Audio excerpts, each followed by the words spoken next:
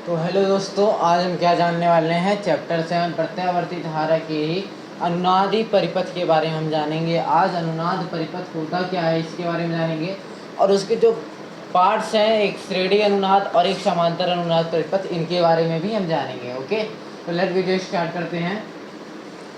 और आपको सिंपल सा क्या करना है, अनुनाद परिपथ को लर्न करने के लिए आपको यहाँ जो लिखा है टॉपिक, इसको आप एक बार पढ़ेंगे। क्या, जब एलसीआर परिपथ में प्रत्यावर्ती वोल्टेज तथा प्रत्यावर्ती धारा समान में होते हैं, ठीक है, तो वो परिपथ कैसा होता है, अनुनाद परिपथ होता है। इसका मतलब ये होता है कि आपको मैंने जेड बराबर एक फार्मूला बताया होगा कि आर स्क्वायर, जेड बराबर मैंने एक फार्मूला बताया होगा कि R square plus omega L minus 1/ओमेगा सी का होल स्क्वायर, जो कि मैंने बता चुका है इसको फार्मूला, ठीक है। तो इसमें क्या होता है, और जेड बराबर आपके पास क्या होता है, वन सेकेंड, और आपके पास यहाँ पे I0 बराबर आपके पास क्या होता है, V0/Z होता है। ये आपके पास फार्मूला होता है। ओके, देन इसमें क्या कहता है कि आई धारा और V0, मतलब कि आई धारा क्या हो, हमेशा थोड़ी सी एवब रहे, ज़्यादा रहे, ठीक है। तो ज़्यादा हो रहने के लिए, इसको ज़्यादा रहने के लिए हमेशा जेड की वैल्यू क्या होनी चाहिए, कम होनी चाहिए। दैट्स, जैसे ही जेड की वैल्यू कम रहेगी, आई की वैल्यू कितनी रहेगी, उतनी ही ज़्यादा रहेगी, मतलब उतनी ही हाई रहेगी। ओके, तो जैसे ही जेड की वैल्यू जितनी कम, उतनी ही आई की वैल्यू ज़्यादा। और जेड का वैल्यू हम कहाँ से फाइंड आउट करेंगे, यहाँ पे है। तो देन आपको जेड की वैल्यू यदि कम चाहिए तो इसका मान आपको क्या रहना चाहिए, इसका मान आपका शून्य है। यदि मान लिया जाए इसका यह मान शून्य हो जाए तो जेड का मान एब्सोल्यूटली बात है कि आपका क्या हो जाएगा, ये भी कम हो जाएगा। ओके, तो देन ये जब आपका ज़ीरो, तो ये भी आपके पास क्या आ जाएगा, यहाँ पे जेड आपका कम हो जाएगा। और जैसे ही आपके पास जेड कम होगा तो आपका सिंपल सा बात है कि I0 क्या हो जाएगी, वृद्धि होगी। दैट्स, यही हमको जानना है इसमें, और कुछ ज़्यादा टॉपिक नहीं जानी है। ये चीज़ें आपको समझ में आनी चाहिए, कॉन्सेप्ट, तो आपको श्रेणी क्रम का श्रेणी अनुनाद आपको समझ में आएगा। ओके, देन मैं इसको क्या करता हूँ, फटाक से इरेज करता हूँ। यदि आपको स्क्रीनशॉट लेना तो आप ले सकते हैं। ओके,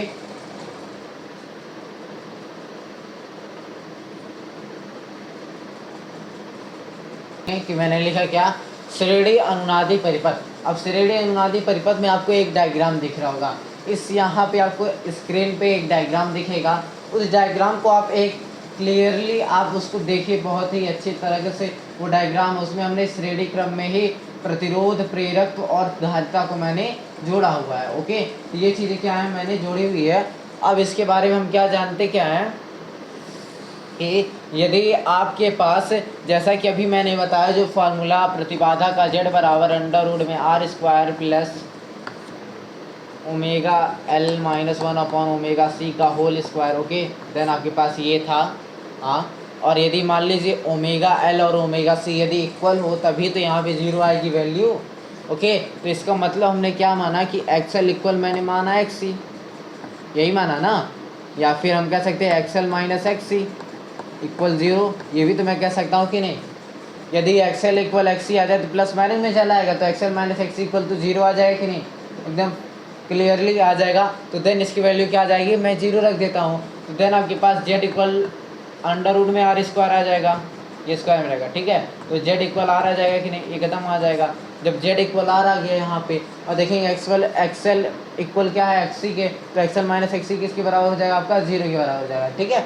ओके, तो देन आपका यहाँ जब आप देखेंगे एक्सएल इक्वल एक्सी हो गया, तो एक्सएल का एक फार्मूला होता है आपके पास। क्या होता है फार्मूला, 2 पाई एफ एल इंटू 1/2 पाई एफ सी, ये चीज़ें आपके पास होती हैं। ओके, अब जानिए कि यहाँ एफ है, एफ यहाँ चलाए और 2 पाई यहाँ पे यहाँ चलाए, ये चीज़ आपको जाननी है, ठीक है। तो एफ यहाँ चल जाएगा तो क्या हो जाएगा, एफ स्क्वायर हो जाएगा, और 1/, यहाँ पे क्या आ जाएगा, देखेंगे क्या, यहाँ पे 2 पाई मल्टीप्लाई 2 पाई एल सी, अब 2 पाई क्या हो जाएगा, 4 पाई स्क्वायर हो जाएगा, और ये अंडर रूट में भेज देगा क्योंकि ये क्या आपके पास वर्ग में है। तो देन एफ इक्वल क्या हो जाएगा, अंडर रूट में 1/2, सॉरी 4 आ जाएगा यहाँ पे, 4 pi square L C. Then आप देखेंगे क्या, 4 आपका 2 होता है और पाई स्क्वायर का पाई ओनली होता है। तो देन आपके पास क्या आएगा, 1/2 पाई अंडर रूट में क्या आ जाएगा, एल सी, किसके इक्वल में आया आपके पास, एफ के इक्वल में आ गया कि नहीं, डेट्स ऑल। ओके, डन, आपके पास ये चीज़ें आ गई। और यदि मैं tan phi के इक्वल में भी कुछ निकालता हूँ, यदि मैं tan phi बराबर निकालूँ तो tan phi बराबर आपके पास एक फॉर्मूला होता है, ओके। tan phi बराबर आपके पास क्या होता है, x अपॉन r, क्या होता है आपके पास x upon r, tan phi बराबर x अपॉन r, ओके। तो x अपॉन r यदि होता है वहाँ पे वैल्यू, तो ये देखेंगे क्या कि यहाँ पे जो आपका धारा और विभवांतर समान कला में होता है। कैसे होता है देखिए, क्योंकि ये किसके बराबर होता है, आपके जीरो के। देन आपके पास tan phi की वैल्यू क्या आ जाएगी आपके पास, जीरो। देन आपका जब पाई की वैल्यू जीरो आ गई तो यहाँ पे आपका जो धारा होगा और विभवांतर होंगे, ये दोनों कौन से होंगे, ये समान कला में होंगे, ठीक है। मतलब कि इनकी जो आवृत्तियाँ समान कला में होंगी। That's solve question, okay. यदि हम व्यंजक के बारे में इनकी बात करें, यदि मैं इनके व्यंजक के बारे में बात करूं तो बहुत ही लंबा प्रोसेस है, उसको भी मैं बता रहा हूं, ठीक है। तो व्यंजक कम पूछा जाता है एग्जाम में, लेकिन मैं बता दे रहा हूं, ओके। व्यंजक बता रहा हूं, इसको मैं क्लियर करता हूं, क्लीन।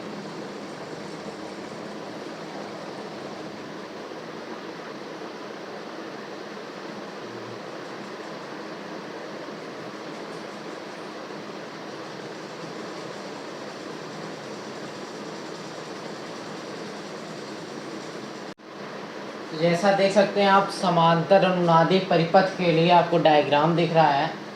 वहाँ जाएंगे, आप देखेंगे कि आपके पास प्रतिरोध और प्रेरक और प्रतिरोध और धारिता, ठीक है, एक साथ समांतर क्रम में आपको मिलने वाली है, ओके। तो आप जा देखिए, वहाँ पे स्क्रीन पे आपको दिख रहा है, ठीक है। तो वहाँ पे आपको कुछ थ्योरेटिकल भी चीज़ें दिख रही होंगी।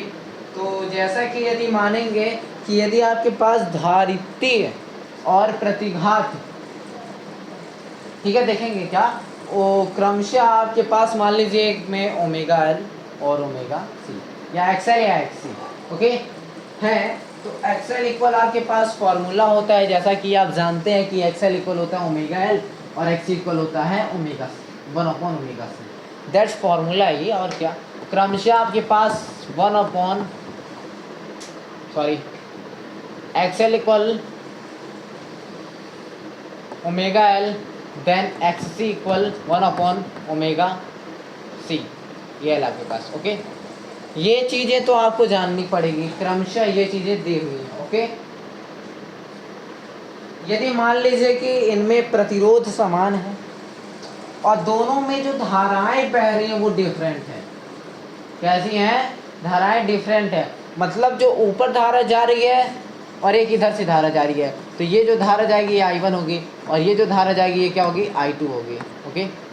एनी प्रॉब्लम, नो प्रॉब्लम होना। I1 धारा इसमें जाएगी और इसमें क्या जाएगी, I2 धारा जाएगी, और प्रतिरोध क्या होगा, इसमें समान होगा, okay.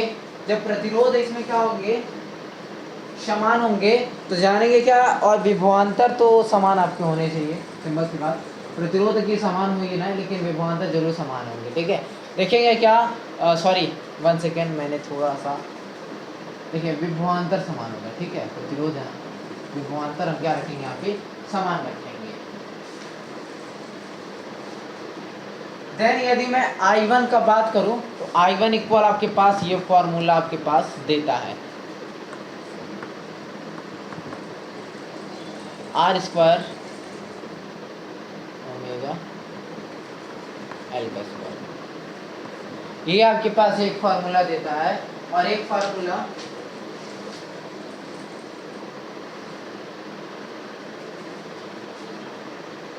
I2 equal 1 upon under root में R square plus omega C का स्क्वायर, ओके। ये चीज़ें आपको आती हैं। अब देखेंगे क्या, दोनों में जो विभवांतर है ना वो आपको सेम कंडीशन दिख रहा होगा, ओके। आपको दोनों क्या होंगे, सेम कंडीशनें दिख रही होंगी। और यदि मैं क्या निकालूं, tan phi निकालता हूं, क्या निकालता हूं, tan phi, सॉरी ये I2 ऐसे बनेगा, ठीक है। यदि मैं क्या निकालूं यहाँ पे, tan phi निकालता हूँ, क्या, यदि मैं क्या निकालूं tan phi, तो एक्सएल अपॉन आर, देन यदि अगला tan phi निकाला जाए तो एक्स सी अपॉन आर। ये चीज़ें तो आप जानते होंगे, सिंपल सा, ये चीज़ें आपको कॉमन चीज़ें हैं, ओके।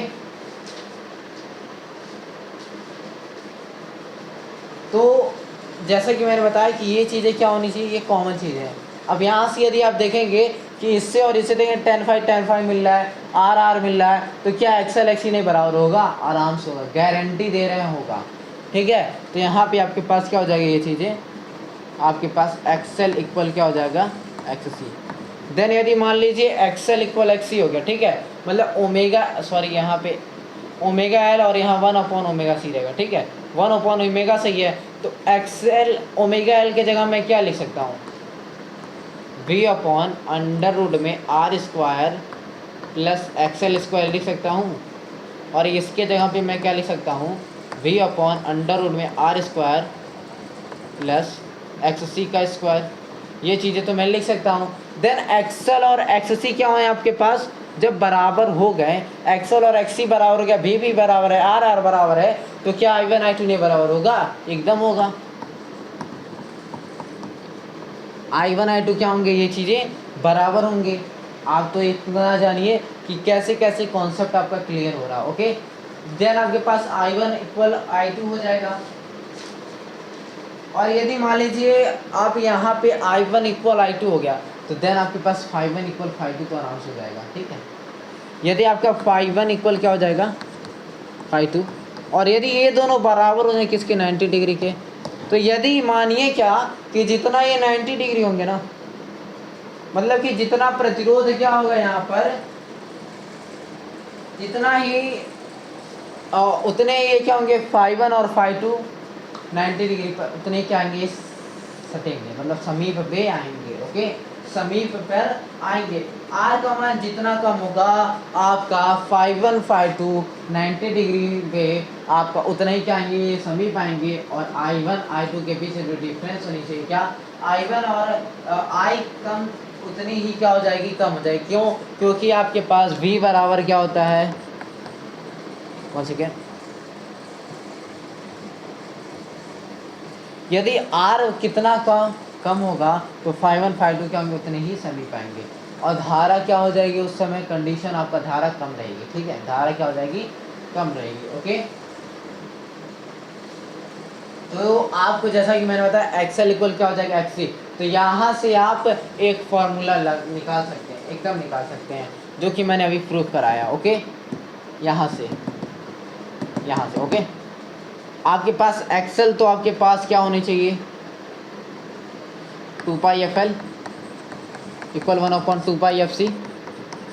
देखेंगे क्या कि f तो वही रहेगा, l का मल्टीप्लाई c से कर दीजिए और 2π का मल्टीप्लाई 2π से कर दीजिए, तो 2π इसका मतलब 4π² आ जाएगा। Okay, then solve.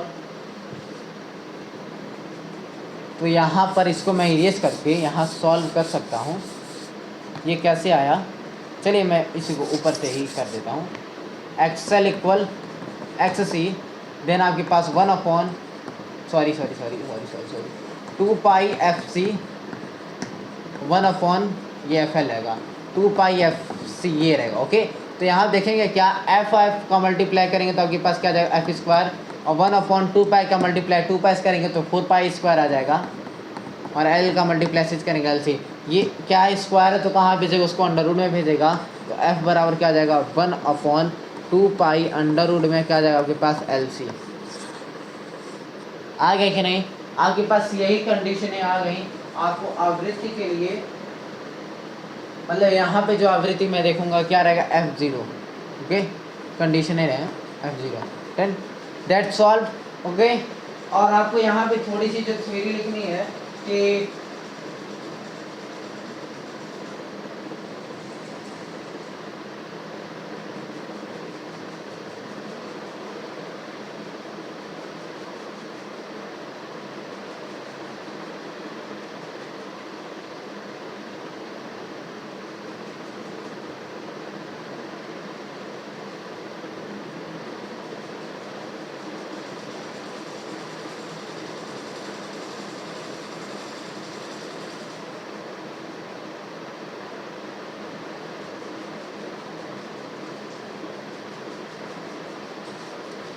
अब देखेंगे क्या कि इससे ये स्पष्ट होता है कि आपकी जो यहाँ पर प्रत्यावर्ती धारा है ना, उसको ये क्या करेगा, बहने तो नहीं देगा।